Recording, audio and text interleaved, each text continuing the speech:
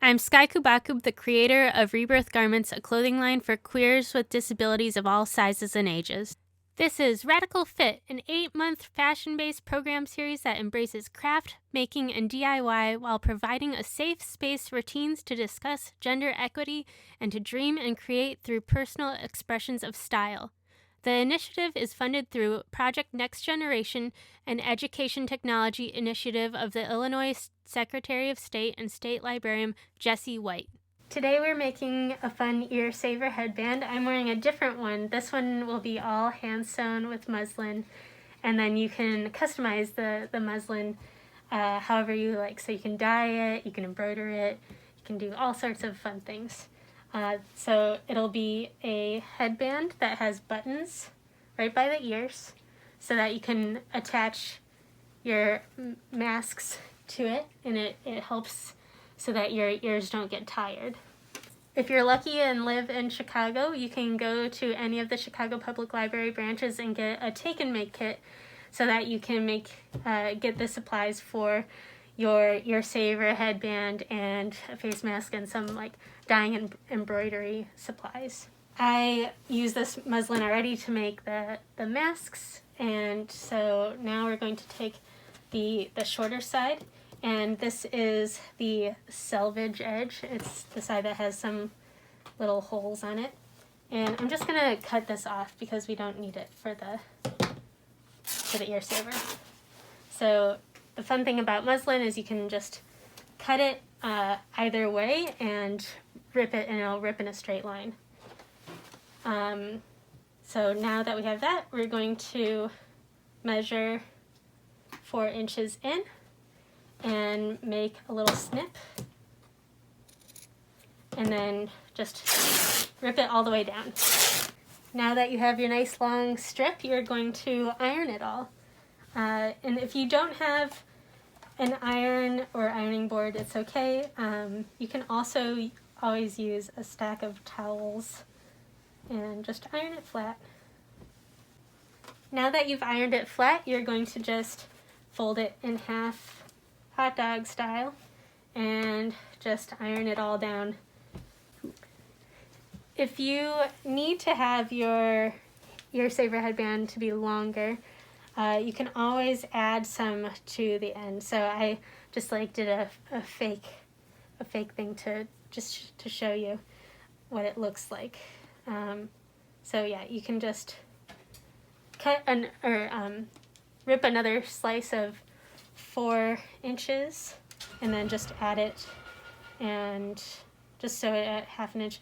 We did a fancier thing called a French seam, but yeah, you can just sew it like normal. When you iron it, you're going to do it so that the seam allowance is on the outside, because we're going to sew and then we'll flip it all inside out, and then it'll be just like clean on the other side. We're going to use a 1/2 inch seam allowance, and if you need to, you can just draw this straight on to the ear saver itself with pencil or pen. For backstitch, you're going to start from behind, and you're going to poke the needle up through behind until the knot is all the way at the back, like that. And then you're going to go forward less than 1/4 of an inch.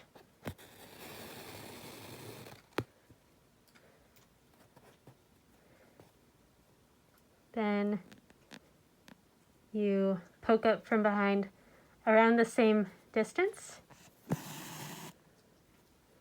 and going to go back down through here.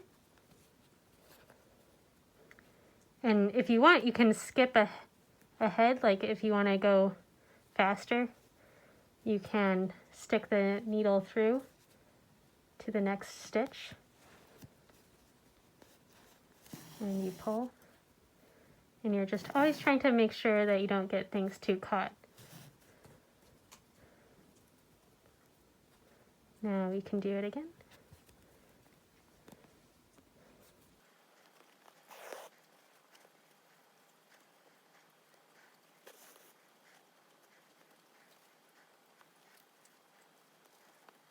When you're ready to be done with stitching, you'll have the needle go through to the very end, and then you're going to go back down, and this is your last stitch.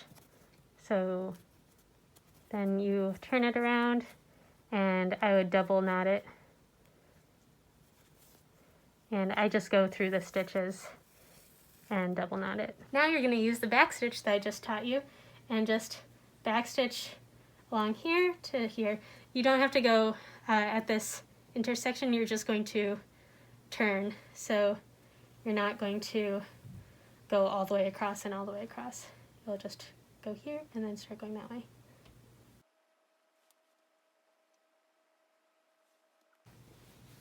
So now that you're at the corner, you're going to go and just stick this stitch right exactly at the corner. And so it's okay if the stitches are, you know, tinier around the corner if you need. And then you're just going to go straight to the next line.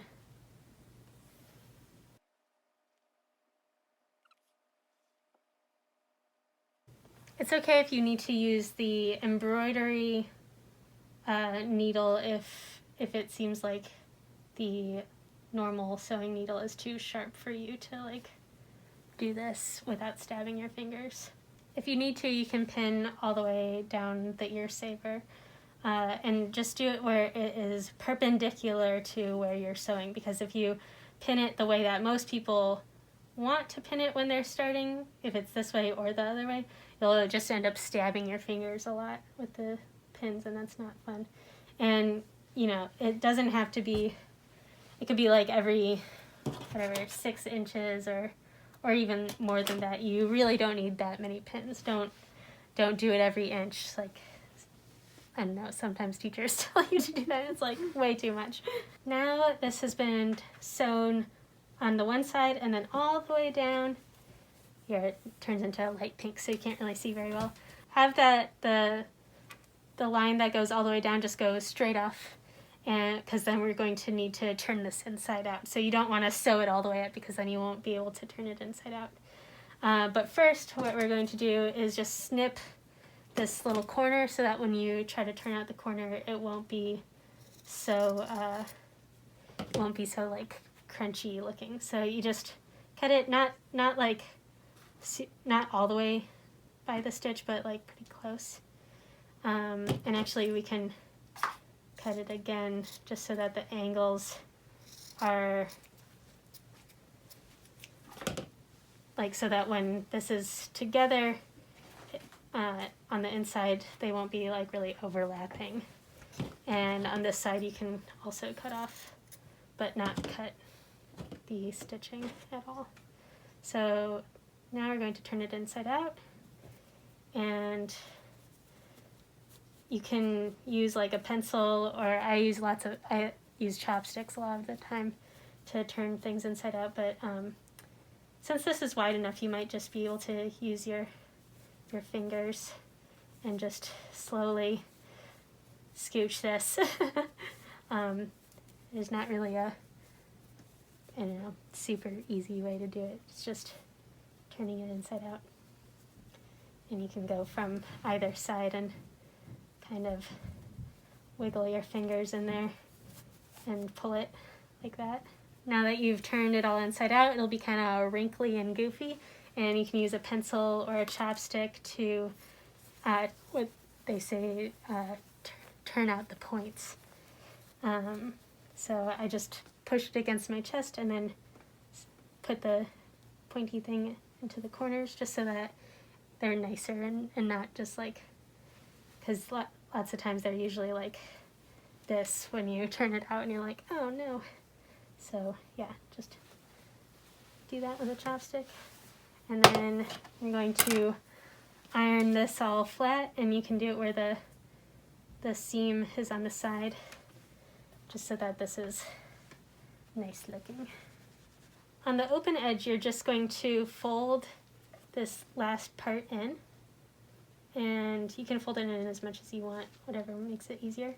And then you're just going to, you can iron it now again, but you don't have to. And then I would stitch, first so that the little tail is hidden, I would go inside this little stitched line here and pull it in there, and then just do another set of back stitch as a top stitch.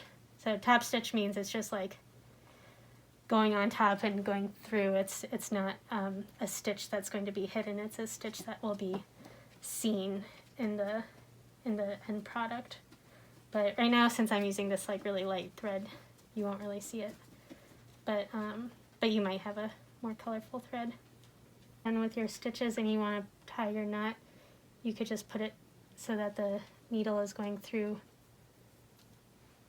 this little fold. Yeah, you're just going to snag one of these stitches in here, and you're going to tie a knot using that just so that the knot is hidden, and you'll go and do like a triple knot just because the thread is so thin. Now we have this little knot, and trim. You can tuck it in. Now you have your ear saver, and what I would do is hold it in half, so match up these edges, and have it so that the stitched side is the one facing the back, like how I'm wearing the one with the serged facing backwards, and have this match up with the middle of your head. And you're going to decide where you want the buttons. So I would just decide on one side. I think I want my buttons a little higher than the ones that I have here, so I'm gonna just hold it here and then make just like a little dot in the center with my pencil, like that.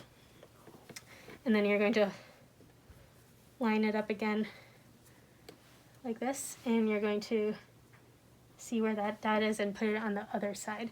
And sometimes fashion people, when they want to transfer a dot from one side to another in like a mirrored way, they'll just stick a pin through, and then you can look at it on this side and mark it. And now you're going to stitch your buttons there that come with the kit, and I would use the embroidery floss that comes with the kit. Okay, line up your dot with the center of the button. You're gonna go from behind and just stick up through any of the holes, and then whatever is the hole that's diagonal, I'm gonna go down through that one. And I have the embroidery floss doubled just so that you don't have to do it a lot of times. Then go either to the next, any of the open holes. Gonna go there, and then you'll go diagonal to the other open hole.